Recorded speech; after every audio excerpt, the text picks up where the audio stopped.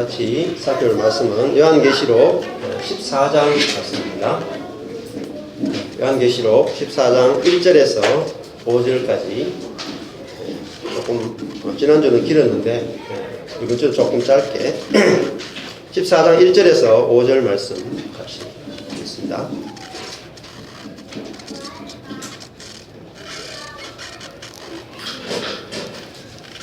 요한계시록 1장부터 있는데 벌써 14장까지 왔어요. 1절에서 5절까지 보도록 하겠습니다. 또 내가 보니 보라 어린 양이 시온산에 섰고 그와 함께 14만 4천이 섰는데 그 이마에 어린 양의 이름과 그 아버지의 이름을 쓴 것이 있도다.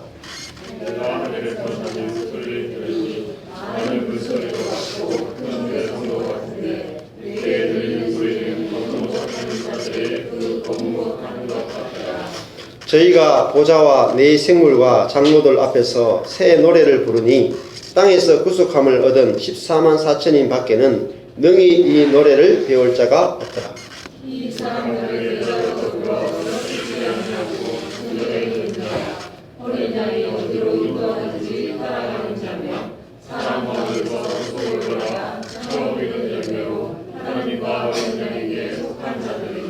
그 입에 거짓말이 없고 흠이 없는 자들이더라. 아멘. 성경 이렇게 한 장 한 장씩 또 한 단락씩 강의를 또 강해를 하고 또 말씀을 전하다 보니까 원래 고린도전서 다 했죠.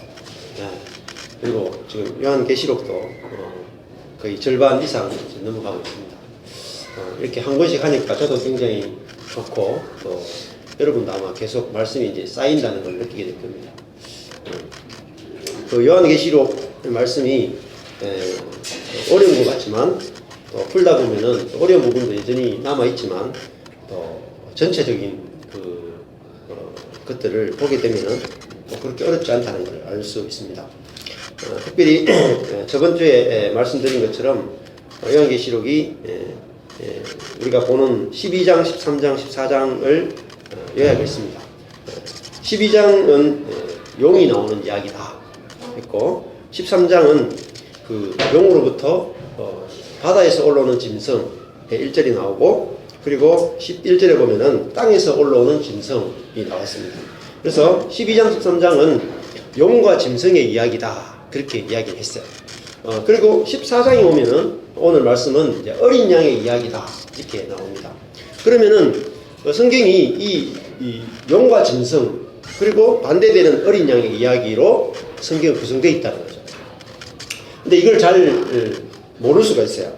자, 그러면 여기도 보면은 어떻게 대칭을 이루는지를 말씀드리겠습니다. 여기 보면은 12장 17절에 보면 12장 17절에서 뭐로 끝났습니까? 제일 끝에 보면은 용이 여자에게 분노하여 돌아가서 그 여자의 남은 자손 곧 하나님의 계명을 지키며 예수의 증거를 가진 자들로 더불어 싸우려고 어디 위에 섰습니까? 바다 모래 위에 섰다 그러죠. 이제 바다에서 올라왔다 그죠. 어디서 싸우냐면은 땅에서 전쟁이 벌어지는 거죠. 자, 여기 섰다가 히스템이에요. 이렇게 딱 서 있는 거죠. 근데 이 섰다라는 단어가 어디에 다시 등장하냐면은 14장 1절에 오면은 섰다라는 말이 다시 등장해요. 또 내가 보니 14장 1절에 보라 어린 양이 시온산에 어떻게 됐어요?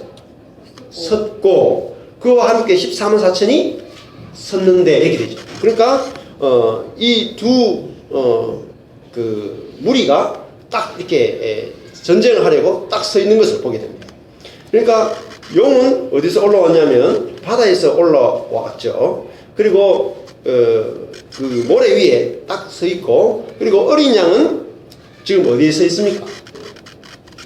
어린 양은 14장 1절에 보니까 어디에 서 있어요? 어린 양이 시온산에 서 있습니다. 시온산은 어디냐? 시온산은 땅에 있는 시온산이 아니죠. 하늘에 있는 시온산을 말해요. 그리고 그와 함께 14만 4천 명이 서 있는데 그들이 서 있죠. 함께 어린 양과 함께 서 있으니까 그들도 어디에 서 있습니까? 지금 시온산에 서 있죠. 그러니까 시원산이 아니고 시온산입니다. 헷갈리시면 안 됩니다. 우리 교회에 시온이가 있기 때문에. 그러니까 시온산에서 있습니다. 시온산. 그래서 시온이라는 말이 무슨 뜻이냐면은 보호받는 시온, 보호받다라는 뜻입니다. 그러니까 이 시온산은 완전하게 보호받는 산이에요. 완벽하게 보호받는 산. 그러면은 하나님의 백성들은 어떻다는 겁니까? 우리가 하나님에 의해서 완전하게 보호받는다. 무엇이 보호를 받느냐? 우리의 영이 보호를 받습니다. 영이. 근데 우리의 몸은 때로 보호받지 못할 수도 있어요. 질병이 들기도 하고 사고가 나기도 하고 어려움이 겪을 수도 있어요. 그러나 우리의 영은 완전하게 보호를 받고 있다는 거죠. 그래서 우리의 영을 통해서 우리의 몸에 어떤 문제들이 생겨도 우리가 능히 감당할 수 있고 이겨낼 수 있다는 거죠. 그래서 자, 시온산은 원래 어디 땅에서는 어디였냐면은 예루살렘이었어요. 예루살렘. 이 예루살렘이 시온이었어요. 그러니까 다윗이 왕으로서 다스리던 그 왕자가 베풀어진 곳, 다윗의 왕자가 베풀어진 것이 바로 시온산이거든요. 그리고 산이라고 하는 것 자체가 원래 구약에도 하나님이 산 위에서 다스리신다. 그래서 모세도 그 신의 산 위에 올라갔죠. 그래서 산은 높은 곳이기 때문에 무슨 뜻이냐면은 통치한다, 다스린다. 그러니까 다른 말하면 보호자, 통치 이런 뜻이 있습니다. 그러니까 하나님께서 다스리시는데 이제 어떻게 다스리냐면은 시온산 통치의 산에서 자 누가 서 있냐면 어린 양이 서 있죠. 어린 양을 통해서 다스리는 나라가 지금 하늘에서 이루어져 있고 우리가 그 어린 양의 통치 아래 들어가게 되었다라는 것이 바로 어린 양이 시온산에 섰고 그와 함께 14만 4천이 섰다라고 하는 뜻입니다. 이 시온산은 하나님으로부터 절대적으로 보호를 받는 것이다. 즉 하늘에 있습니다. 하늘에 있다는 말은 이 땅에 저번에 12장에서 12장 7절에 보면 하늘에 전쟁이 있었는데 용이 미가엘과 그의 사자들과 싸워서 이기지 못하고 쫓겨나가지고 땅으로 내어 쫓겼다 이렇게 말하죠. 그러니까 하늘은 뭡니까? 전쟁이 끝났습니다. 하늘에서는 이미 사단이 패했죠. 그래서 이미 하늘에서는 전쟁이 끝났어요. 그래서 절대로 이기지 못하다. 사단이 절대로 이기지 못하는 곳이 어디냐? 하늘입니다. 그럼 하늘이 뭐냐? 이게 중요하죠. 하늘이 뭐냐? 하늘에 있는 시온산이 뭐냐? 이게 중요합니다. 요한계시록은 전부 다 묵시적 언어로 기록되어 있다 그래서 환상적 언어로 그러면 그게 의미가 있잖아요. 무슨 의미냐? 하늘이 뭐냐? 하늘은 장소적 개념이 아니에요. 자, 어린 양이 하늘에 있는 시온산에 서 있고 우리도 하늘에 있다. 또 요한계시록에서 늘 하는 말이 12장 12절에 보니까 12장 12절에 그러므로 하늘과 그 안에 거하는 자들은 즐거워하라 이렇게 돼 있어요. 그러니까 성도들을 뭐라고 부르냐면은 하늘 안에 천막을 치고 살아가는 사람들 이렇게 했다. 그러면 하늘이 뭐겠습니까? 하늘은 곧 하나님 자신을 말해요. 하나님 안에 거하는 사람들. 그죠? 하나님 안에 거하는 사람들. 아버지 안에 거하는 사람들. 그러니까 장소적 개념이 아니고 하나님 안에 거한다. 그런데 그 하나님이 어떤 분인지 알아야지 우리가 하나님 안에 거할 수가 있습니다. 그런데 그 하나님을 어떤 분으로 소개하고 있냐면은 어린 양을 통해서 우리를 통치하시는 분으로 소개하고 있다는 거예요. 그래서 어린 양이 시온산에 섰다 이렇게 말하는 것은 하나님의 통치가 이제는 어떤 식으로 나타나냐면은 어린 양을 통해서 나타난다는 것입니다. 그러면은 어린 양의 통치가 있고 자 하늘의 통치는 누구를 통해서 나타나요? 어린 양을 통해서 나타납니다. 그러면은 이 땅에 있는 통치는 누구를 통해 나타납니까? 용과 짐승을 통해 나타나죠. 이것이 구분된다는 거죠. 그러면 내가 이 용과 짐승 그리고 어린 양 이게 바로 세상의 나라와 사단의 나라와 하나님의 나라를 비교하고 있는 거죠. 그럼 우리가 어느 나라에 있어야지 이길 수 있습니까? 어린 양의 나라, 하나님의 나라에 있어야지 전쟁이 끝나는 거예요. 싸움이 끝나고 우리가 모든 것을 이길 수 있죠. 근데 이 땅의 나라, 용의 나라, 짐승의 나라에 있으면 전쟁이 끝나지 않고 계속해서 우리 인생이 고달프고 힘들단 말이에요. 자, 그러면 어린 양이 보좌에 앉아서 다스리신다. 그리고 용과 짐승이 다스린다. 어떨 것 같아요?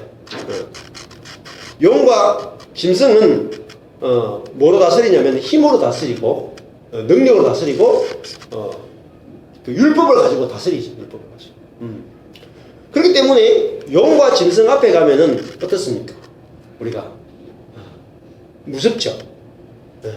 우리가 어떤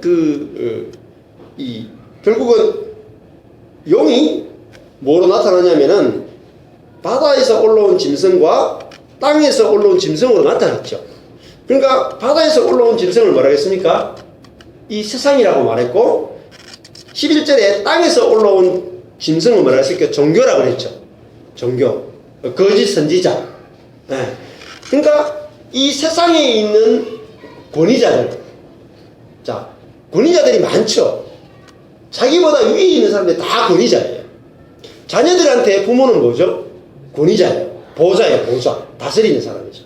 학생들한테는 선생님이 권위자고, 직장에서는 상사가 사장님이 권위자고, 하여튼 자기 위에 있는 나이 많거나 직급 위에 있는 사람들이 모든 사람이 통치자고 권위자예요. 근데 우리 세상에서는 어떻습니까? 위에 있는 사람들이 뭐로 다스려요? 영으로, 짐승으로 다스린단 말이에요. 뭘 힘으로, 그죠? 자기의 지혜와 자기의 능력과 자기의 힘으로 밑에 사람을 지배하죠. 근데 그 지배는 누구를 위해서 지배해요? 용과 짐승, 자기 자신을 위해서 밑에 있는 사람을 지배하고 밑에 있는 사람을 죽여서 자기가 뭐가 되려고 해요? 자기가 잘 살기 위해서 밑에 사람을 누르는 구조가 바로 용과 짐승의 세계라는 거예요. 그리고 11절에 나오는 땅에서 올라오는 짐승이 있죠. 땅에서 올라오는. 이게 거짓 선지자라. 그러면 거짓 선지자는 어디에 들어와 있냐면 교회 안에 들어와 있다. 교회 안에서 어떻습니까? 짐승의 모습으로 다스린다. 그래서 11절에 보면은 그 땅에서 올라오는 짐승은 새끼 양같이 두 뿔이 있고 용처럼 말하더라. 자, 새끼 양이 뭡니까? 4장 1절에 보면 어린 양과 같아요. 아르니온. 어린 양같이 두 뿔이 있다. 모양이 어린 양처럼 생겼어요. 그러니까 우리가 볼 때 교회 안에 있는 권위자입니다. 그런데 말은 용처럼 말하더라. 그렇게 말은 숨길 수 없죠. 그래서 용처럼 말한다는 말은 무슨 말이냐면 자기를 자랑한다는 거예요. 자기의 능력과 자기의 지혜를 자랑함으로 사람들이 뭐예요? 다 굴복하게 한다. 그것이 거짓 선지자의 특징입니다. 그래서 그 말에 굴복하지 않으면 어떻게 돼요? 죽임을 당하는 거죠. 그래서 용과 짐승은 통치하는데 자기의 통치를 받지 않으면 어떻게 돼요? 다 죽인단 말이에요. 그래서 핍박하는 거예요. 그래서 기독교 안에서도 어떻습니까? 기독교 안에서도 또 교회 안에 교회사 예수님 때부터 지금까지 교회사 2000년을 살펴보더라도 교회 안에도 말을 듣지 않는 사람들을 이단으로 정죄하거나 죽여온 역사가 엄청나게 많아요. 특히 또 중세 캐톨릭 교회는 개신교 교회를 실제로 이단이라고 해서 불에 태워 죽였어요. 그래서 어느 정도 어떻게 죽였습니까? 예수 그리스도의 이름으로 너는 저주를 받을지어다 하면서 개신교인들을 산채로 화형시켜 죽였다. 누구의 이름으로 했었냐면 예수 그리스도의 이름으로 했다. 그래서 그 통치의 방식이 뭐예요? 용과 짐승의 통치의 방식을 닮았단 말이에요. 그러면 우리가 아무리 예수 그리스도의 이름으로 해도 통치하는 방식이 용과 짐승의 방식이면 그거는 용과 짐승입니다. 그래서 우리가 주의해야 될 것은 진리의 이름으로, 교리의 이름으로, 용과 짐승으로 모습으로 나타나는 것을 주의하셔야 돼요. 어린 양의 통치와는 완전히 달라요. 그러면 개신교는 어떠느냐? 개신교도 말씀을 잘 해석하지 못했기 때문에 개신교인들도 캐톨릭이라고 하는 캐톨릭이 이단이다 생각해서 나와서 개신교를 만들었어요. 장로교를 만들었는데 개신교인들도 제 세례파나 그 형제회나 이런 사람들을 만났을 때 교리가 다르다고 해서 어떻게 했냐면 이단으로서 사람들을 정죄하고 이단 재판에서 화형을 해가 죽였다고. 그래서 그런 이야기도 있다고. 칼빈이 제네바에 통치할 때도 그 이단으로 몰려가 정죄당한 사람이 있었어요. 그 사람이 자기의 신앙을 굽힐 수 없다 이렇게 말하니까 거기서 재판해가지고 어떻게 했냐면 불에 태워 죽이는 화형을 선고했어요. 그래서 그 사람이 자기가 신앙 때문에 죽는 건 어쩔 수 없는데 나를 제발 산채로 불에 태워 죽이지는 말아달라 이렇게 했는데 칼빈이 노 했다라고 하는 이야기였어요. 그러니까 우리가 복음을 믿지만 통치하는 방식이 용과 짐승의 모습을 닮았으면 그건 용과 짐승입니다. 그런데 지금 하나님이 지금 14장 1절에서 어린 양이 시온산에 섰다라고 하는 것은 무슨 말이냐면 하나님의 통치는 절대 용과 짐승의 방식으로 통치하지 않으신다는 거예요. 어린 양의 모습으로 통치하신다는 거예요. 통치의 방식이 다른 거예요. 어린 양은 어떻게 통치하겠습니까?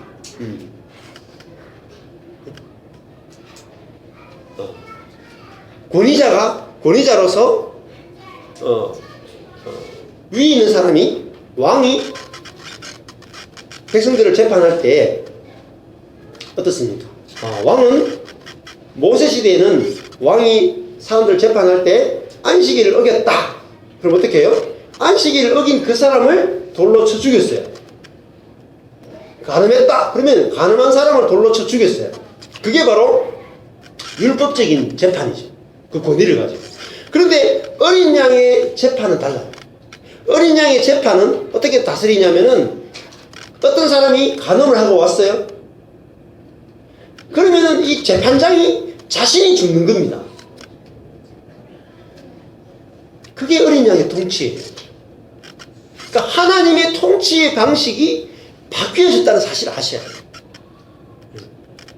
그래서 하나님이 이제는 어린 양을 통해서 예수 그리스도라고 하는 분을 통해서 우리를 다스리시는구나. 그것이 하나님의 나라구나라고 말해요. 근데 하나님의 나라를 모르기 때문에 지금도 많은 분들이 십자가의 원수로 행하고 있고 하나님 나라를 오해하고 있단 말이에요. 그래서 계시록에서는 하나님의 나라는 지금 시온산에서 있는 하늘의 나라고 하늘의 나라는 땅의 나라와 완전히 다르다. 땅의 나라는 힘과 지혜로 다른 사람을 군림하고 죽이는 것이 그죠? 옳고 그름을 판단하는 것이 이 땅과 이 짐승의 나라.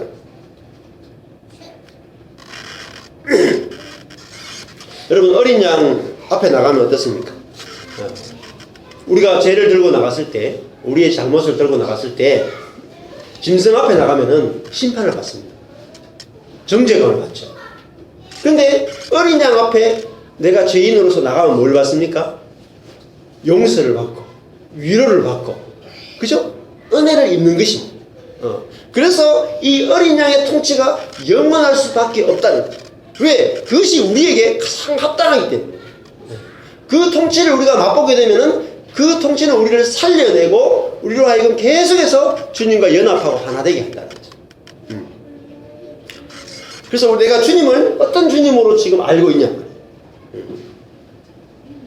용과 짐승의 모습으로 통치하시는 하나님으로 알고 있느냐? 아니면 어린 양으로 통치하시는 하나님으로 알고 있느냐에 따라서 내 삶의 인생이 바뀌어버려요. 내 인생이 영원히 어린 양으로 통치하시는 주님을 알게 될 때 우리들은 우리의 이마에 어린 양의 이름과 아버지의 이름이 쓰여지는 것이죠. 그게 14만 4천입니다. 우리가 어린 양의 통치를 받게 되면 우리 자신이 어린 양의 이름이 쓰여졌다는 것은 무슨 말이냐면은 우리가 어린 양과 같은 존재로 바뀐다는 거예요. 우리도 어린 양이 되는 거예요. 그래서 온유하고 겸손한 양이 되어서 우리도 다른 사람에게 무슨 통치를 해요? 어린 양의 통치를 하게 됩니다. 내가 있는 곳에서 짐승으로서 다스리는 것이 아니라 어린 양으로서 다스리는 그 권세, 그게 엑수시아라고 합니다. 그게 하나님 나라의 권세다. 즉 다른 말로 하면 어린 양의 나라가 하나님의 나라인데 이 하나님 나라는 무엇으로 다스리냐? 죽음으로서 다스린다. 뭘 공급하냐면은 죽음을 공급한다.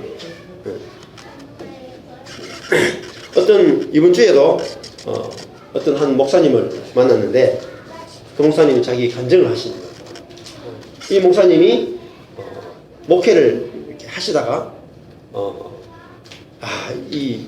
내가 갖고 있는 복음이 온전하지 못하구나 를 깨닫고 이 십자가와 부활의 복음에 대해서 알게 됐어요.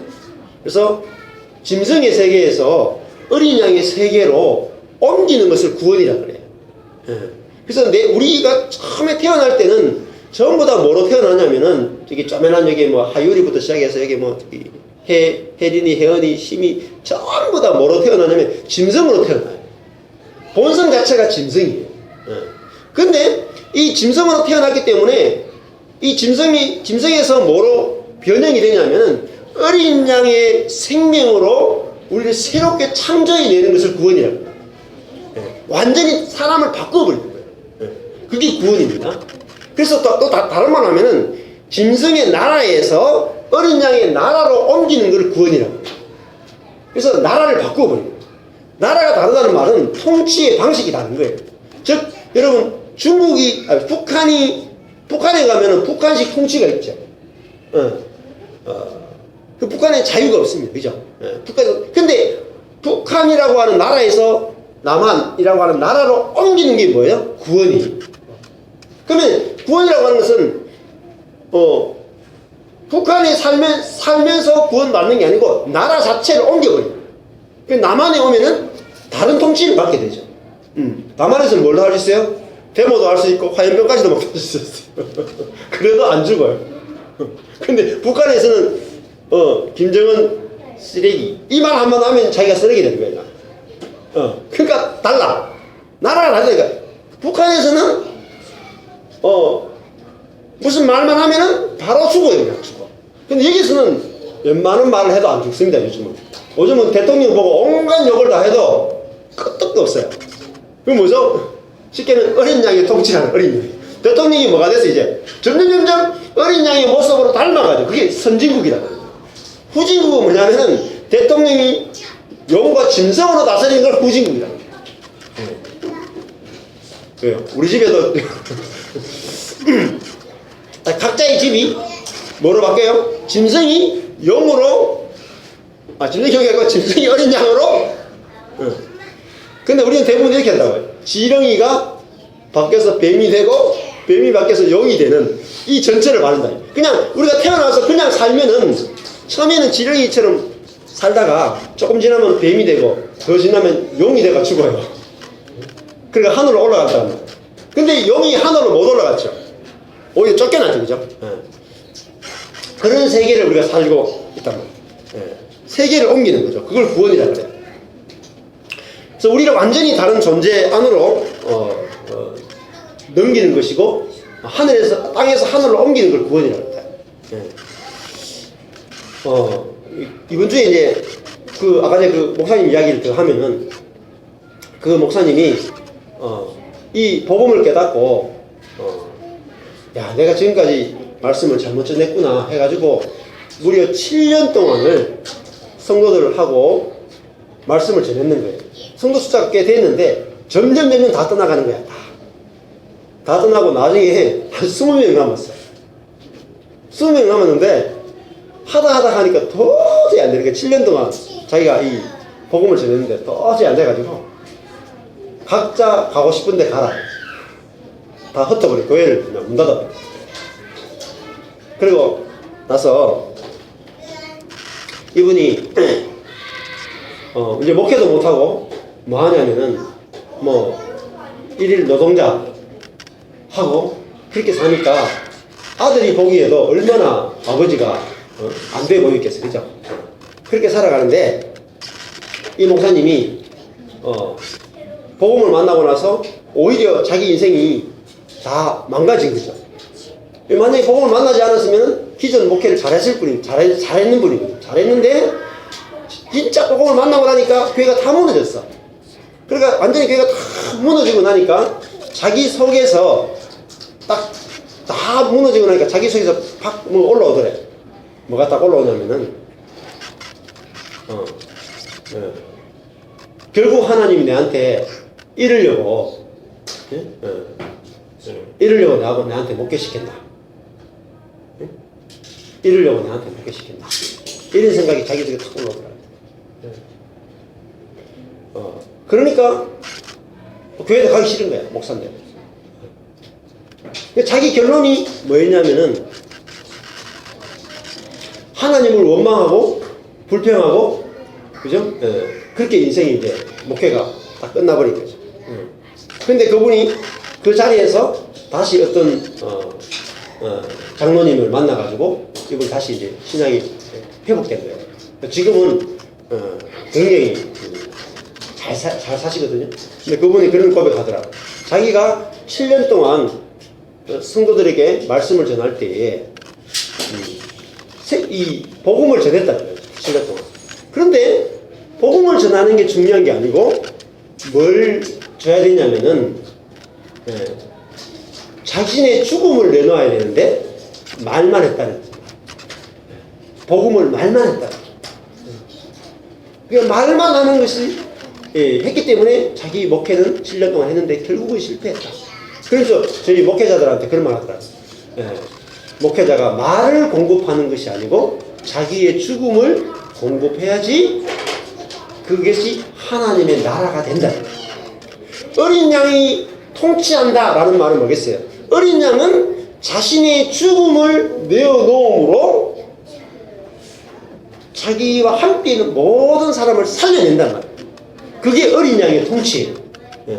그것이 어린 양의 권세란 말이에요. 우리 자신이 죽음을 내놓으면은 죽음을 내어놓는 만큼 상대방은 살아요. 하나님도 마찬가지입니다. 내가 하나님과 나와의 관계 속에서 내 죽음을 내어놓아야지 주님이 살아요. 또 내 죽음이라는 말은 내 수치를 내놔야지 하나님 영광을 받아요. 사람 사이도 마찬가지입니다. 내가 죽음을 내놓은 만큼 상대방을 살리게 되어 있습니다. 그럼 내가 산 만큼 상대방을 죽이게 됩니다. 그래서 어린 양이 통치한다는 말은 자신의 죽음을 내놓음으로 우리를 살려내신다는 거예요. 그래서 내가 어린 양의 나라로 옮겨야지 그 나라가 이제 보여지는 것이죠.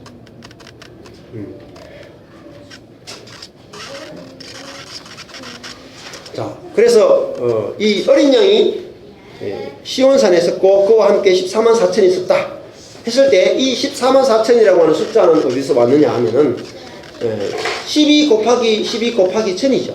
저번에 말씀드린 것처럼. 근데 12 곱하기 1000은 천이라고 하는 것은 헤아릴 수 없는 많은 무리를 의미한다고 했고요. 앞에 12는 구약의 성도들을 말하고 뒤에 12는 신약의 성도들을 말해요. 12라고 하는 숫자는 어디서 나왔느냐 하는 것도 10이라고 하는 숫자는 3 곱하기 4에서 왔어요. 자, 3 더하기 4는 뭐죠? 너무 어려운 거 준비했습니까? 3 더하기 4는 힘이 니한테 너무 어렵지? 거기 돌리는데 3 더하기 4는 7입니다. 그 7이 완전수죠. 근데 12는 3 곱하기 4예요. 그래서 12가 나온 거죠. 3은 하나님의 숫자예요. 3이 일체, 3이 하나님의 숫자고 4는 동서남북 땅의 숫자거든요. 그래서 사람의 숫자다. 그러면은 하늘과 땅이 더하면은 7이죠.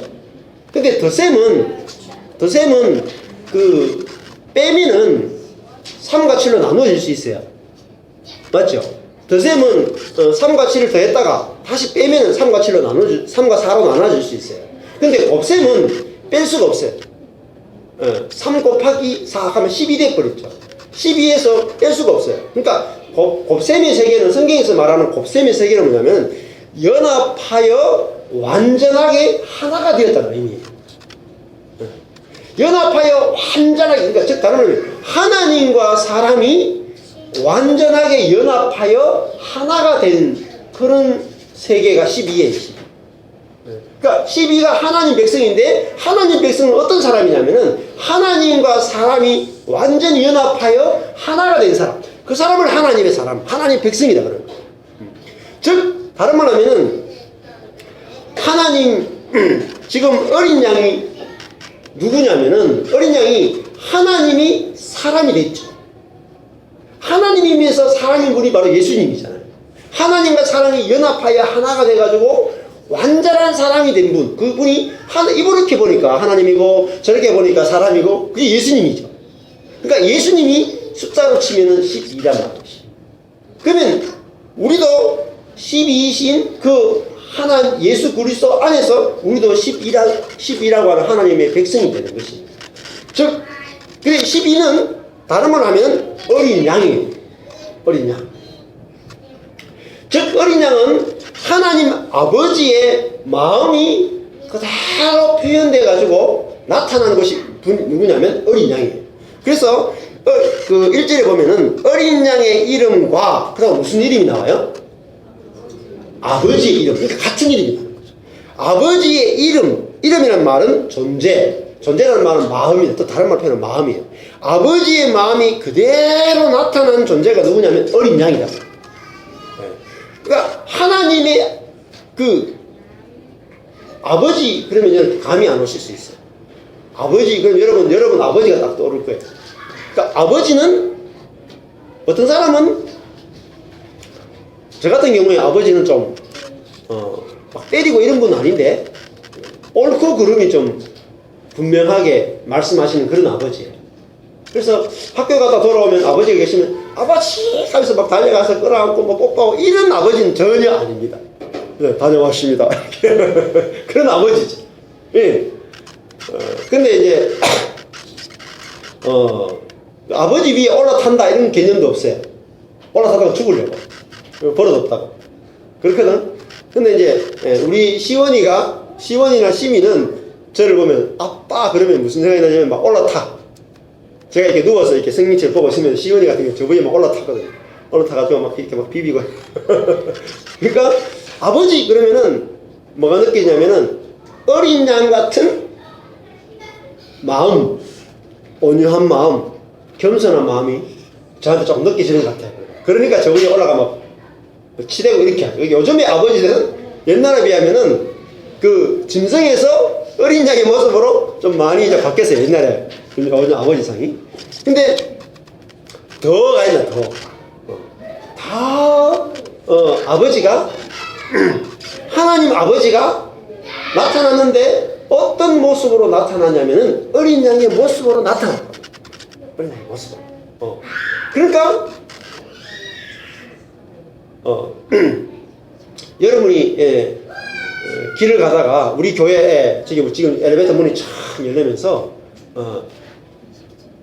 표범하고 곰하고 사자가 딱 들어온다고 생각해 보세요. 어떨 것 같아요? 막 환영하고 이럴 것 같아요? 아마 여기 막 창문 뛰내리고 막 난리 날 거예요. 네?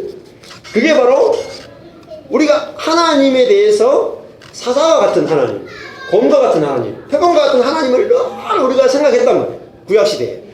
너무 무섭게 막 나타나고 막 그렇게 하니까. 그런데 진짜 하나님의 마음은 뭐냐면은 어린 양과 같은 마음이 하나님 아버지의 마음이다.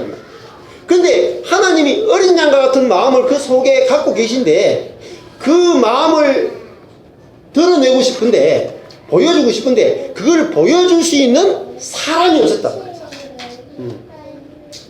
그래서 하나님께서 사람을 왜 원하느냐? 당신이 사람이 없으면은 하나님이 자신의 마음을 표현할 길이 없어요. 얼마나 답답하겠어요? 네. 자신의 마음을 표현하고 싶은데 표현할 길이 없기 때문에. 그런데 이제는 예수 그리스도라고 하는 한 사람을 통해서, 한 분을 통해서, 자기 아들을 통해서 하나님 아버지의 마음을 100% 표현할 수 있게 됐다. 그것이 바로 예수 그리스도죠. 그분은 어린 양이시죠. 그런데 그 어린 양이신 예수 그리스도 안에서 우리도 함께 14만 4천이 되어서 우리도 어떤 사람이 되냐면은 예수 그리스도를 먹고 마심으로 우리도 어린 양으로서 존재가 바뀌는 거예요. 그래서 우리도 이제 누구를 나타낼 수 있는 자가 되냐면은 아버지를 나타내고 어린 양이신 그리스도를 나타내는 자로 우리를 바꿔내셨다. 이것이 주님이 하신 일이에요. 그래서 이 시온산은 아까 전에 보호받는 산이다, 안전한 산이다, 그렇게 했어요. 여러분 표범하고 사자하고 곰하고 사는데 안전하겠습니까? 뱀하고 사는데 안전하겠어요? 요즘 뭐 뱀을 애완동물로 이렇게 기르는 분도 있다는데 대부분 독사하고는 안 살아요. 그죠? 물어도 안 죽는 그런 뱀을 이렇게 집에서 같이 키우고 이런 분도 계신데 그거 보면 이제 저는 그렇게 살고 싶진 않더라고요. 근데 어린 양은 어때요? 어린 양을 만나면 어린 양이 여러분을 깨물 것 같아요? 예?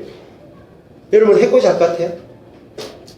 목자들은 어린 양 어떻게 돼요? 어린 양을 잠잘 때 그 광야에서 목자가 잠을 잘 때 추우면 어떻게 해요?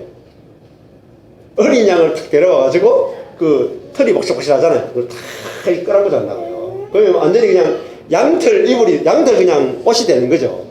그러니까 얼마나 따뜻하고 좋겠어요.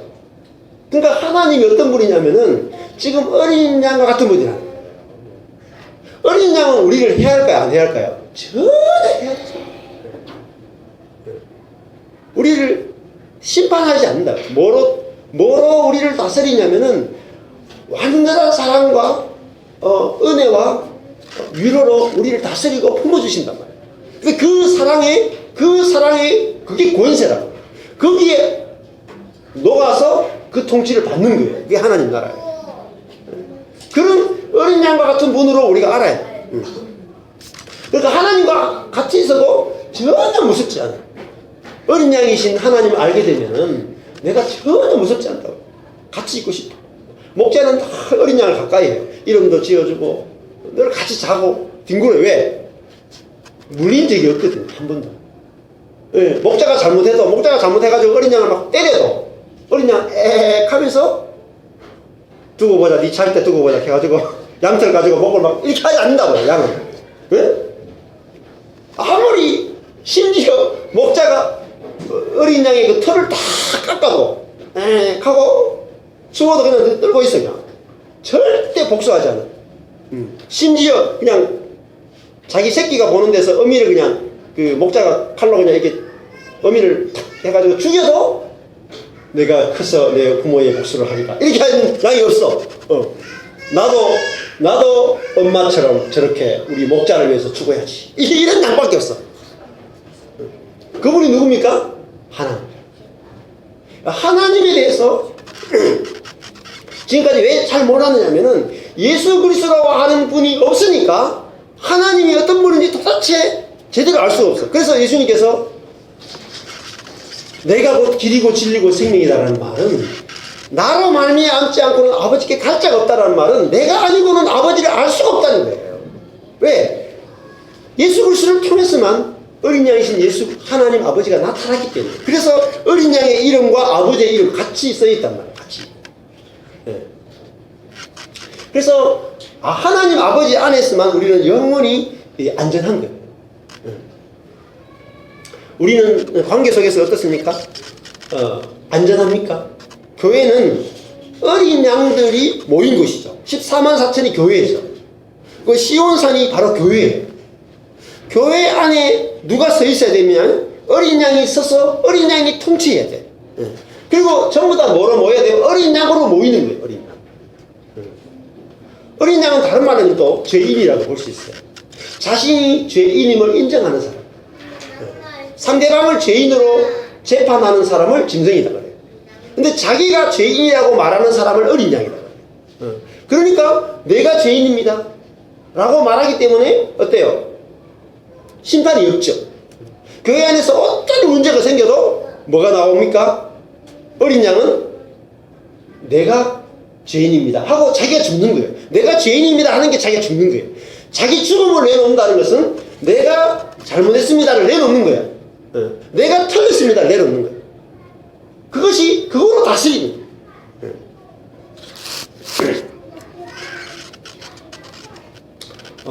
어떤 일이 생겨도 우리는 처음에 짐승으로 태어났기 때문에 어떤 문제가 생기면은 상대방한테 잘못했다라고 그렇게 딱 갖다 댄다고요. 그게 짐승의 세계예요. 그런데 그 짐승의 나라에서 어린 양의 나라로 옮기면은 어린 양은 용도가 뭡니까? 어린 양은 자기가 태어난 목적이 자라가지고 자랄수록 자기 젖이 나오면은 다 목자를 위해서 주고, 자기 그 털이 나오면 다 털도 다 깎여가지고 목자에게 주고, 예, 심지어 자기 생명까지 가죽을 딱 벗겨가지고 목자가 입을 옷을 만들어주고, 자기 살은 목자가 드실 양식이 되고. 그 어린 양의 목적은, 인생의 목적은 주는 것밖에 없어. 주는 것밖에 없어. 그러니까 주기 위해서 태어난 존재가 바로 어린 양이에요. 그리고 자기 목자를 위해서 어디 가요? 성전에 끌려가가지고 목자 대신 죽는 게 어린 양이에요. 그러니까 어린 양의 목적은 자기 자신을 위해서 존재하는 게 없어요. 전부 다 목자를 위해 존재하는 거죠.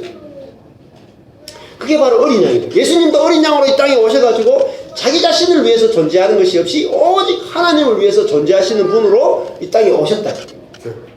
근데 그것이 억울하지 않았다.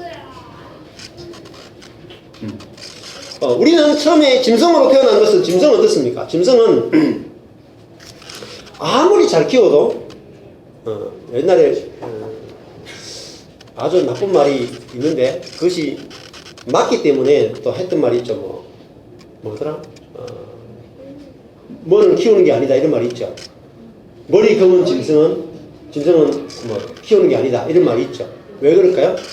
사람 자체가 짐승으로 태어나기 때문에 아무리 사랑을 주고 키워도 뭐예요? 어떤 상황이 생기면, 자기에게 불리한 상황이 되면 어때요? 물어버린다. 그게 짐승이에요. 그거를 우리가 죄성이라고 하죠.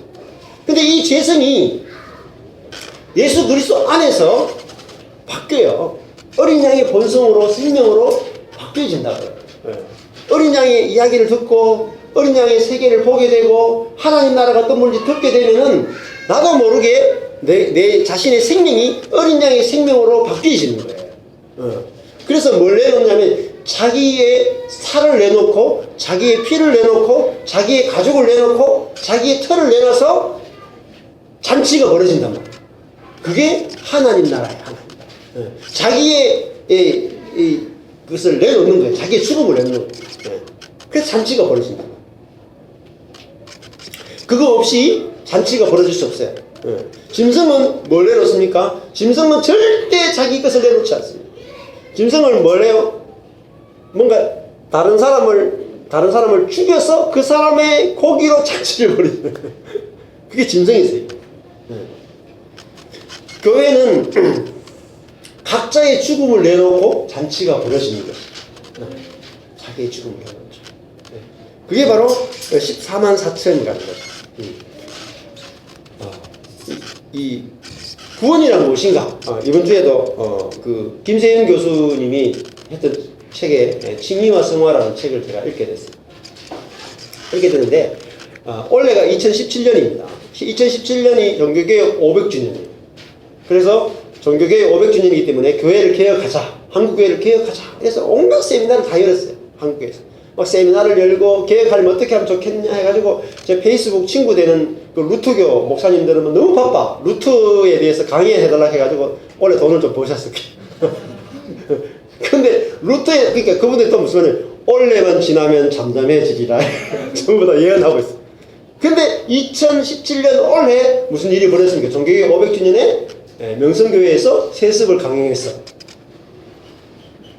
아연 시세겠죠, 한국교회가. 네? 정교회가 500주년에 정교회과는 정반대의 길을 가고 있는 한국교회를, 그러면 명성교회 하나의 문제라고 생각하시면 안 돼요. 그거는 대표성이라고. 전체를 보여주는 거예요. 전체. 네. 근데 그러면 어디서 문제가 생겼느냐? 김세현 교수는 그리고 김세현 교수하고 이번에 명성교회 사태가 아마 2017년에 이 종교개혁 이 500주년 기념할 때 제일 이슈가 김세윤 교수하고 명성교회 이야기예요. 그러면 김세윤 교수님의 이야기는 왜 그러면은 올해 한국교회 전체 화두가 됐느냐? 김세윤 교수님의 주장은 이것입니다. 지금까지 한국교회는 구원파적 믿음을 가지고 있다. 즉 다른 말로 하면은 예수님을 우리가 믿으면 은혜로 구원을 받죠. 예수의 이름을 믿기만 하면은 내 죄가 다 사함을 받고 구원을 받죠. 그래 구원받은 사람은 당연히 성화되게 돼 있어요. 그리고 구원받았으면 하나님께서 끌고 가신다는 거예요. 자동적으로 끌고 가서 마지막에 이 영화롭게 해서 천국에 넣으신다. 이게 자동으로 하나의 세트다. 그래서 예수님을 믿기만 하면 이 모든 것들이 자동으로 이루어진다. 그러므로 예수를 믿기만 하면 구원받았다라고 하는 확신을 가져야 한다. 이게 한국이 가지고 있는 칭의의 믿음이에요. 칭의. 근데 이게 누구의 발견이냐면 루터와 칼빈의 발견이었어요. 근데 이렇게 되니까 이 발견이 너무너무 중요한 발견인데 어떤 식으로 이제 교회가 문제가 되면, 자, 예수님을 믿었으니까 구원받았죠. 성화는 누가 하요?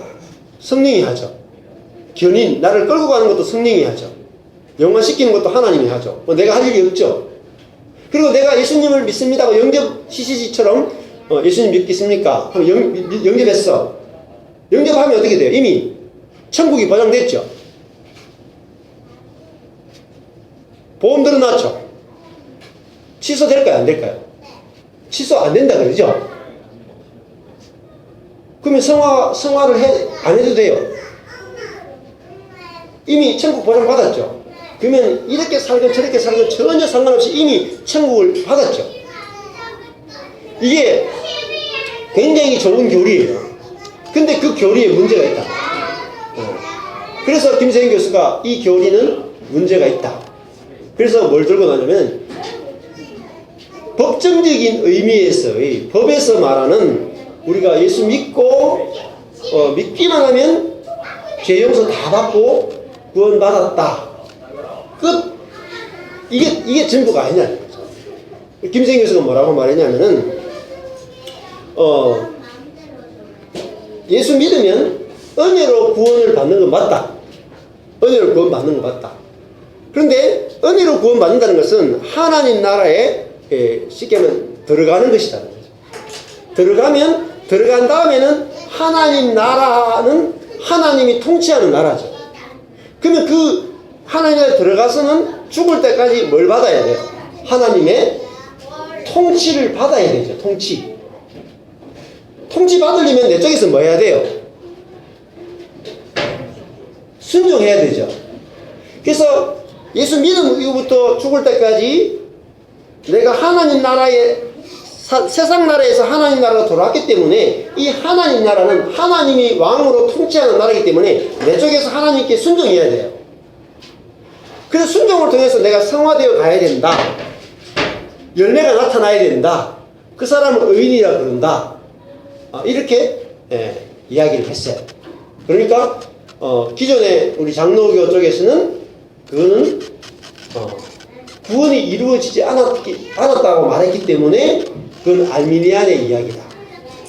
그거는 장로교와 맞지 않다. 그러면서 김세윤 교수님을 완전히 그냥 작살을 했죠. 그런데 아쉬운 거는 둘 쪽 다 틀렸어요.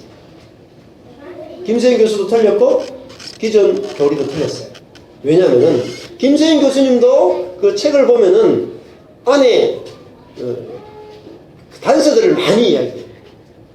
근데 왜 오해했냐면은 하나님 나라에 대해서 오해한 거예요.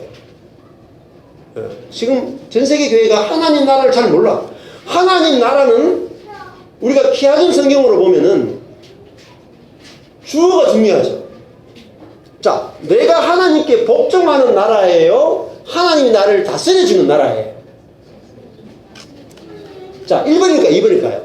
하나님 나라는 내가 하나님께 복종해야 되는 나라예요? 아니면 하나님이 왕으로 나를 다스려주는 나라예요? 2번이죠, 2번.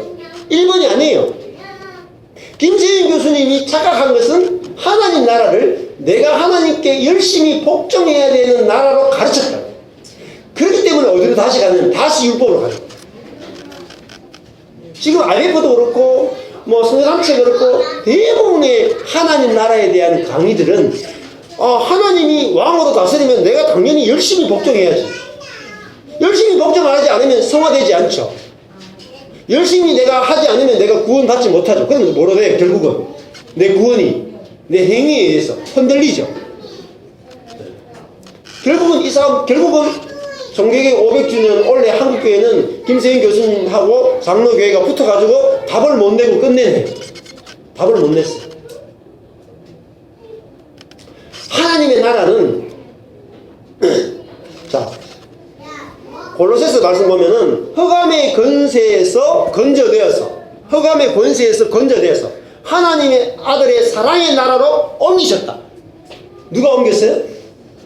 하나님이 하셨죠. 그럼 보세요. 흑암의 권세라는 말은 흑암이 능력으로 다스리죠. 그럼 우리는 어떻게 돼요? 어쩔 수 없이 어쩔 수 없이 끌려갔죠. 죄와 사망에 의해서 끌려갔죠. 우리가 내가 죄를 지어야지 해서 죄 짓는 사람이 있습니까? 없어요. 내가 오늘 저 아내를 그냥 한번 대번 그냥 죄를 한번 지어볼까 이래가지고 지는 사람 없다니까. 자기 속에서 자기도 모르게 올라오죠. 이렇게 섭섭하고 막 믿고 이런 전혀 저절로 올라와. 그게 흑암의 권세거든요. 그러니까 통치를 받은 거죠. 난 아무것도 안 했는데. 그래서 로마서에 보면은 한 사람이 범죄함으로 모든 사람이 죄인 된 것 같이 한 사람의 순종함을 통해서 모든 사람은 의인 되리라 라는 말씀이 있어요. 의인 되었다는 말씀입니다. 그러면 그 말씀은 무슨 말이냐? 보세요. 우리가 예수 그리스도를 알기 전에는 우리가 죄의 지배를 받았죠. 내가 죄 지은 게 아니에요, 사실. 여러분 잘 아셔야 돼요. 내가 죄 지은 게 아니고 내가 죄의 지배를 받았다니까요. 그러니까 그래서 흑암의 권세, 사단의 나라, 사단의 통치를 받았던 거예요. 그러면 이 사단의 통치에서 건져내어서 우리를 어디로 집어넣어요? 아들의 사랑의 나라로 집어넣어요. 그럼 여기는 뭐가 나서요? 어린 양이 통치한다고요. 하나님 우리를 다스리신다고요. 그러면 나는 뭘 하면 돼요? 할 게 없죠. 뭐. 통치를 받으면 되잖아요. 그냥. 여기서 우리가 죄의 지배를 받았던 것처럼 여기서는 당신의 통치를 받는 거예요. 그냥.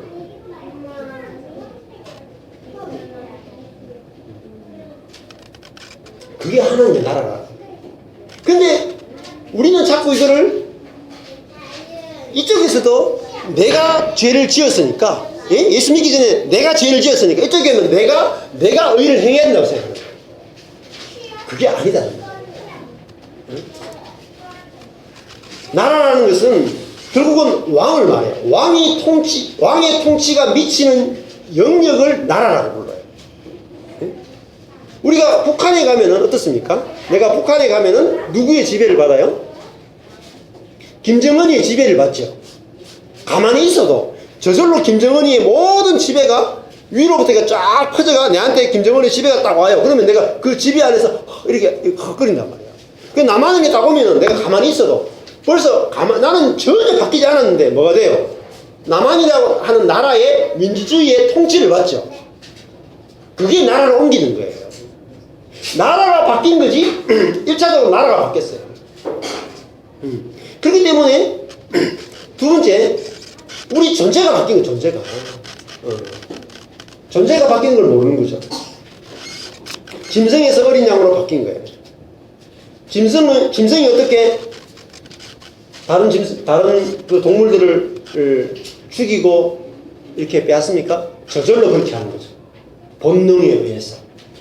그러면 어린 양은 어떻게 다른 목자를 위해서 죽습니까? 어린 양이 오늘부터 기도하고 금식하고 해가지고 오늘부터 나는 지금 목자를 위해서 죽기로 결심했어. 이래가지고 죽습니까? 그런 양 본 적 있습니까? 없어요.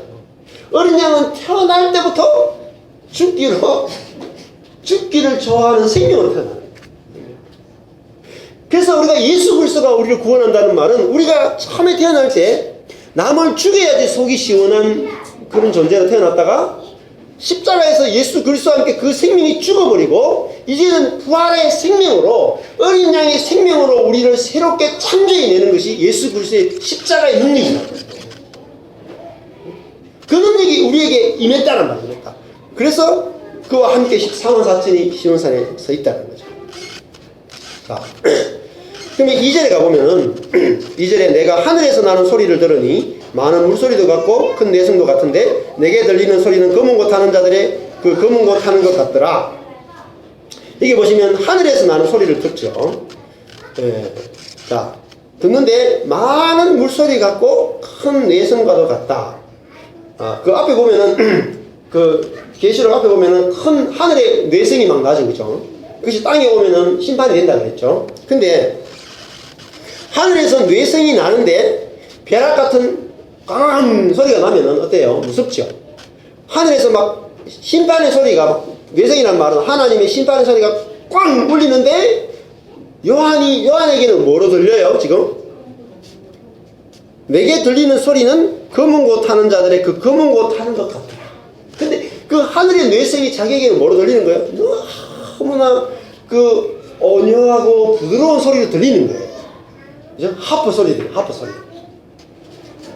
즉 하나님의 심판이 끝났다는 거죠. 자기에게. 하나님의 어떤 말씀도 자기에게는 뭐로 들려요? 하프 소리로 들리는 거예요. 하나님이 자기에게 어떻게 하셔도 자기에게는 그것이 은혜로 느껴지고 사랑으로 느껴지고 감사로 느껴지는 거죠. 그래서 3절에 가보면 저희가 보좌와 내생물과 장로들 앞에서 이 14만 4천은 새로운 노래를 부른다. 새로운 노래 불러요. 근데 이 사람들이 땅에서 구속함을 얻은 14만 4천이다. 여기 보면은 땅에서 구속함을 받았다. 구속함을 얻으니 뭐냐면은 아고라도에 사다. 땅에서 샀다라는 거죠. 어떤 물건을 사듯이 노예를 사서, 그죠? 땅에서 사가지고 어디로 집어넣어요? 하늘로 집어넣는 거예요. 샀다. 근데 이것이 땅에서 구속함을 받으니 또 뭐로 바뀌냐면은, 자, 4절에 보면 중간에 사람 가운데서 구속함을 받아 나오죠. 자, 구속을 받아 두 번 나옵니다. 3절에 땅에서 구속함을 얻으니 나오고요. 4절에 보면은 사람 가운데서 구속함을 받아. 이게 아고라죠. 사다. 사람 가운데서 사서 처음 익은 열매로 이렇게 나오죠. 우리에게서 사람이라는 말은 안드로포스인데 혈과 육에 속한 사람이죠. 혈과 육에 속한 사람에게서 우리를 사서 하나님이 받을 수 있는 열매로 우리를 만드셨다. 하나님이 받을 수 있는 그런 열매로 우리를 만드는 것을 구원이라 이렇게 말합니다. 자, 이 사람들이 부르는 노래는 새로운 노래라는 거죠. 여러분, 노래라고 하는 것이 뭡니까? 찬양이죠. 감사죠. 그러니까 이 14만 4천은 늘 뭘 불러요? 노래를 부르죠. 찬양을 하죠. 감사를 하죠. 그러니까 이 어린 양은 이 찬양과 감사를 하는 사람입니다. 근데 새로운 감사, 새로운 찬양을 하는 사람입니다. 그러니까 이전까지 없었던 감사, 이 새롭다는 말은 이전까지 없었던 감사가 나오고 이전까지 없었던 찬양이 나온다는 거예요. 그게 뭘까요? 이전까지 없었던 감사, 땅에는 없는 감사, 땅에는 없는 찬양. 그것이 바로 어린 양의 찬양이고 어린 양의 노래. 어린 양은 뭐 때문에 감사할까요? 저를 제물로 써주셔서 감사합니다. 네? 저를 죽여서 제단에 피를 흘리고 죽이고 벗기고 해주셔서 감사합니다. 이게 어린 양이 감사고 어린 양이 찬양이고 어린 양이 노래예요. 이렇게 하는 사람으로 우리를 바꿔내시겠다는 거예요. 당신이 바꿔내겠다는 거예요. 제가 이걸 언제 느꼈느냐면은, 제가 늘 자주 말씀드리지만, 제가 목회 11년 하고 안식년에 필리핀 딱 갔는데 제 속에서 이런 게 탁 올라오는 거예요. 이러려고 목회했나. 일반 직업을 버리고 하나님의 교회를 세우고 싶어서 개척했어요. 하나님이 원하시는 교회를 세우기 위해서 개척했는데 11년 동안 안 먹고 안 입고 돈도 제대로 못 받고 하면서 11년 동안 했는데 130명까지 갔다가 쫄딱 망했어. 그러니까 저 속에서 무슨 생각이 드냐면은, 이러려고 목회했나. 그 생각이 탁 올라오는 거예요. 그래서 제가 그런 생각이 평소에는 내가 생각을 못했어요. 근데 그 자리에 가보니까, 그 십자가의 자리에 딱 가보니까 제 속에서 이러려고 목회한다는 게 다 올라오는 거예요. 아마 신 목사님이나 우리 이병호 목사님도 그럴 수 있어요. 부목사로서 목회하다가 지금 잠시 접고 쉬고 계신데, 이러려고 목회했나 이런 생각이 들 수도 있다고. 그 자리에 딱 가면은. 근데 내가 이런 꼴을 당하려고 내가 목회했나 이런 생각이 들더라. 그러니까 그걸 통해서 저는 깨닫게 됐어요. 아, 내가 목회하면서 이렇게 안 되려고 목회했구나. 하나님을 위해서 헌신하는 사람, 하나님이 나를 위해서 기여하는 사람, 그런 사람이 되고 싶어서 목회했다는 것이 제 속에서 알아지겠는 거예요. 어린 양은, 하늘에 있는 어린 양은 이 땅에 올 때 어떻게 왔습니까? 죽으러 왔죠. 자기 목숨을 많은 사람을 위해서 대성물로 내어주려고 왔죠.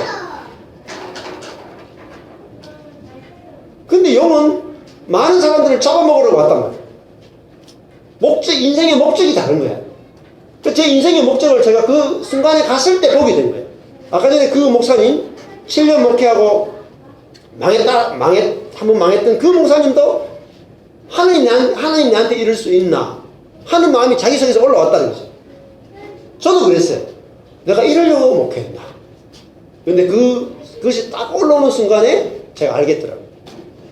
이러려고 목회해야 되는데.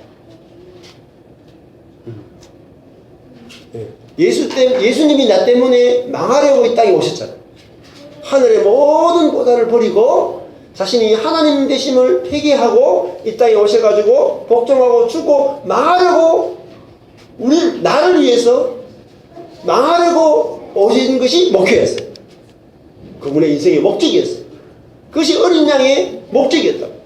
하나님의 목적은 나를 위해서 망하려고 이 땅에 오신 거예요. 십자가에 망하려고 오셨다. 그게 하나님의 목회였어요. 하나님의 인생이었어요. 근데 저는 제가 목회할 때, 내가 내 죽음을 내놓으려고, 내 망함을 내어놓기 위해서 목회한 게 아니에요. 그래서 제가 그 순간에 내가 가짜였구나. 내가 목자는 양을 위해서 목숨을 내어놓는다고 했는데, 저는 양을 위해서 목숨을 내놓는 것이 아니라 양과 더불어 부여하기를 원했던 사건 목자였구나 하는 것을 제가 깨닫게 됐어요.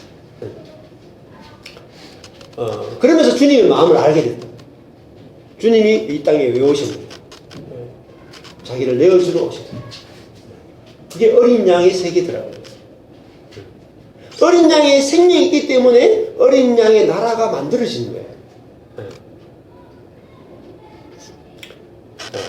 그래서 주님이 내가 알아지니까, 주님이 자신이 망해서 나를 살리러 오신 분이기 때문에 나는 절대 망할 수가 없구나 알게 됐어요. 반대로, 역으로. 내가 망한 것이 아니구나 알게 됐다고요. 왜? 나보다도 더 망하신 분이 있기 때문에. 십자가까지 망하신 분이 있단 말이에요. 십자가에 망하고 죽고 저주를 받음으로 나를 살리기 위해서, 나를 하나님 나라로 넣기 위해서 자신이 온갖 저주를 받으신 분이 있기 때문에 내가 망할 수 없는 자를 사실 알게 됐어요. 그래서 나는 이미 하늘에 앉은 자가 됐다고. 나를 위해서 땅에 오신 분으로 인해서 나는 하늘에 이미 앉은 자가 됐다. 절대로 버림받을 수 없는 자를 알게 됐어요. 내가 130명이 다 떠나가도 나는 절대로 버림받을 수 없다. 나는 시온산에 있다. 왜? 당신이 이미 버림을 받았기 때문에. 십자가에서 인생이 완전히 버림받았기 때문에. 왜? 나를 구속하기 위해서, 나를 사시기 위해서 당신의 인생이 다 버림받으셨다. 그래서 내 인생은 절대로 버려지지 않고 나를 알게 됐다. 그러니까 그때 비로소 주님, 내 인생도 버려지게 해 주십시오 가 나오더라고요. 어린 양처럼 내 인생이 버려져도 좋습니다. 그럴 때 뭐가 알아지냐면 두려움이 없어져요. 우리가 살려고 하기 때문에 내 스스로의 힘과 내 스스로의 능력으로 살려고 몸부림치기 때문에 우리 속에 두려움이 있고 우리 속에 고통이 있고 우리 속에 짐승과 같은 세계가 펼쳐지는 거예요. 그런데 나를 위해서 온갖 저주를 다 받으시고 내 때문에 완전히 목회가 망하고 3년 동안 목회했는 거 다 망하고 십자가에 벌거벗겨 죽은 그분이 나 때문에 그렇게 했다는 사실을 알게 될 때 우리는 절대적인 완전한 보호 아래 시온산에 들어가게 하는 것이. 거기서는 전쟁이 끝난 거예요. 이제 사단이 절대로 건드릴 수가 없어요. 왜? 나보다도 나를 더 사랑하는 분이 있기 때문에 내가 흔들릴 수가 없는 거예요. 내가 나를 잘 사랑한다고 할 때는 흔들렸지만 이제 나보다 나를 더 사랑하시는 그분을 인해서 우리는 영원토록 흔들리지 않는 반성을 얻게 됐다. 그래서 뭘 불러요? 새로운 노래를 부르는 거예요. 새로운. 내가 망한 곳에서 찬양이 나오고 내가 저주받은 곳에서 주님을 높이는 그 노래를 부르게 되는데 이 노래는 능히 배울 자가 없어요. 배울 수가 없어요. 이 노래. 내가 깨달을 때 내가 어린 양이신 예수 그리스도를 깨닫게 될 때에 내 자신이 어린 양으로 같이 포함되어지고 내 속에서도 이런 노래가 나올 거예요. 4절부터 4절 5절 정리해보면은 이 사람들은 여자로 더불어 더럽히지 아니하고 정절이 있다. 이 여자는 육신적인 여자가 아니에요. 다른 복음이죠. 다른 복음. 거짓 복음이에요. 거짓 복음을 여자라고 불러요. 거짓 복음으로 거짓 선지자로 더불어 더럽히지 아니하고 정절이 있다. 즉 다른 말하면 예수 그리스도 한 분만을 딱 남편으로 잡는 거예요. 예수 그리스도가 자기의 전부가 돼요. 이게 바로 정절이 있죠. 어린 양이 어디로 인도하든지 따라가는 자다. 어린 양을 알게 되면은 우리는 자연적으로 따라가게 되고요. 어디로 인도하든지 따라갈 수밖에 없어요. 제 자신이 우리는 전부 다 어린 양이에요. 내가 어린 양인 거 알면 따라가게 돼요. 어린 양은 눈이 멀죠. 내가 눈먼 사람입니다. 주님. 내가 하루도 알 수 없는 사람입니다. 내가 미련하고 약한 사람입니다. 그러면은 저절로 따라가요. 따라가려고 노력하셔도 안 돼. 내가 어린 양인 걸 알아야 돼. 어린 양은 눈이 먼 거죠. 그리고 모든 짐승 가운데 가장 약해요. 자기를 방어할 수 없어요. 자기도 자기를 못 지켜. 넘어지면 막 배에 가스가 죽어. 자기도 자기를 못 지켜. 자기가 어린 양인 걸 알면은 저절로 따라가게 돼 있어요. 내가 어린 양인 걸 모르기 때문에 안 따라가는 거지. 내가 정말 아무것도 내 힘으로 결정할 수 없고 내 인생을 어떻게 할 수 없다는 사실을 알게 되면은 우리는 주님이 이끄시는 데 따라갈 거야. 이끄시는 데. 그래서 여기도 보면은 평을 구하는 게 당신 뜻에 순복하는 동안 하는 말은 따라가는 동안. 당신을 따라가는 동안 당신께서 모든 것을 바로 세우실 것을 신령케 하셨습니다. 주님이 하실 거예요. 내가 못하기 때문에 더 하신다. 따라가는 자고.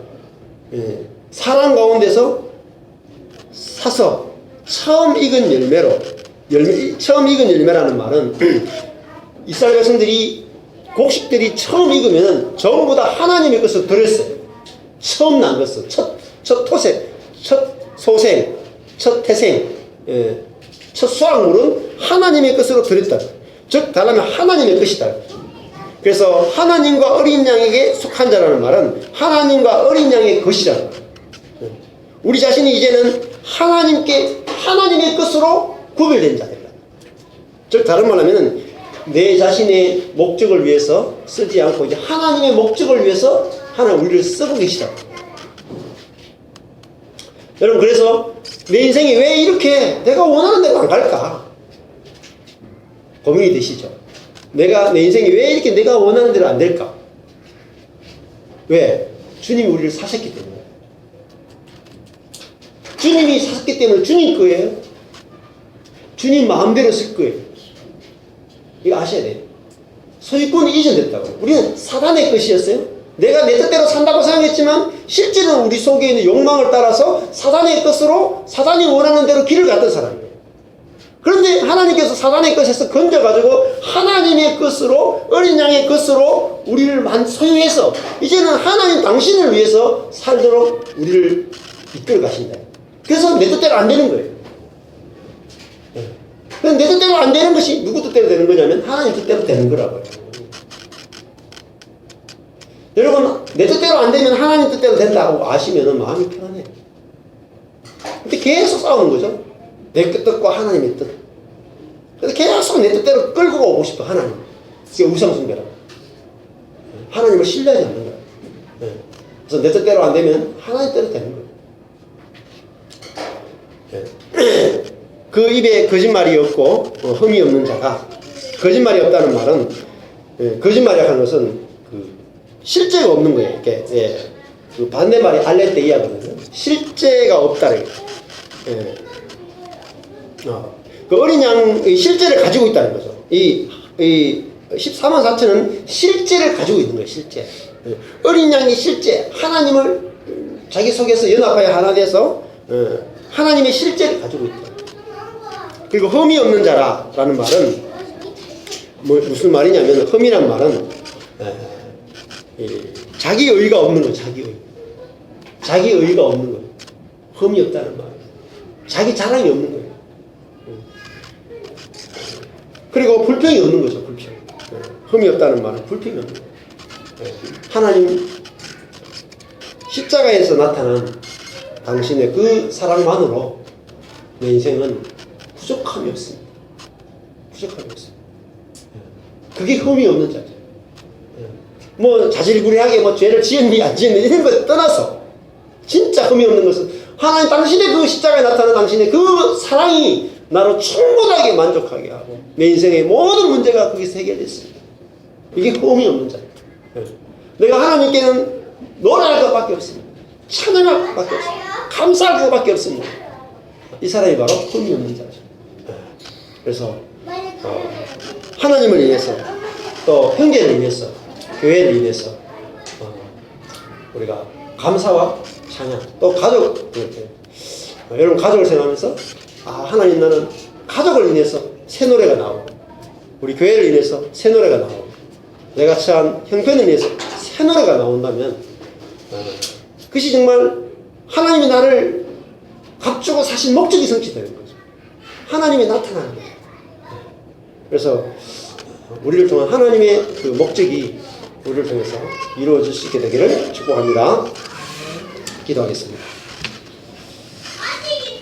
하나님 아버지, 감사합니다. 우리를 흑암의 권세에서 건져내어서 아들의 사랑의 나라로, 어린 양의 통치의 나라로, 아버지의 나라로 옮기심을 감사합니다. 우리가 하나님이 어린 양의 모습으로 우리를 다스리시기 때문에 이제는 조금도 무서워할 것이 없이, 두려워할 것 없이 주님과 연합하여 하나가 될 수 있는 그런 나라로 우리를 옮겨주셔서 감사합니다. 우리가 우리를 위해서 그 모든 저주와 모든 재판과 모든 병과 모든 죽음을 다 짊어지시고 죽으신 당신의 그 통치를 바라보게 하여 주시옵소서. 십자가에서 당신의 죽음을 내어놓음으로 우리를 살리시는 그것이 주님의 통치인 것을 알게 해주시고, 그 통치를 날마다 받음으로 우리 안에서도 하나님의 보좌가 세워져서 우리를 통해서도 나의 죽음을 통해서 형제를 살리는 그 하나님 나라 통치가 임하게 하여 주시옵소서. 지금은 우리 주 예수 그리스도의 은혜와 하나님의 사랑하심과 성령님의 교통하심이 어린 양 되신 예수 그리스도의 통치 아래서 새로운 노래를 부르며 그 노래로 주님을 영광 돌리기를 소망하는 모든 성도들 머리 위에 영원토록 함께 있을지어다. 아멘.